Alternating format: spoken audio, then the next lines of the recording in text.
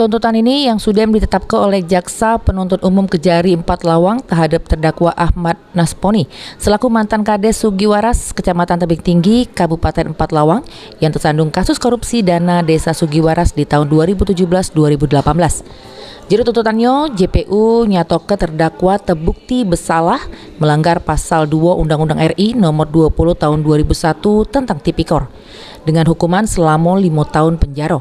Lalu denda sebesar 500 juta rupiah dengan subsidiar 2 bulan penjara.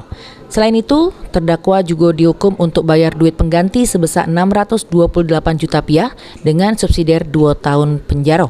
Tuntutan ini ditetapkan berdasarkan perbuatan terdakwa terbukti ngelaku ke korupsi proses pembangunan fisik di tahun 2017 sama 2018.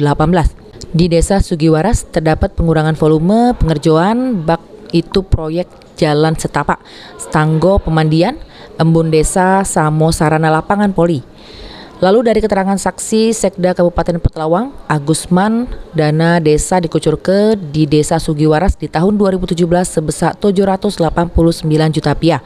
Di tahun 2018 dikucurkan dana sebesar 1,1 miliar rupiah.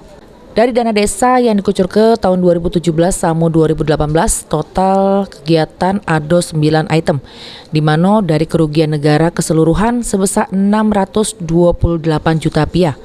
Dari tuntutan ini, terdakwa bakal aju ke pembelaan di sidang berikutnya. Sri Febriandi, PAL TV.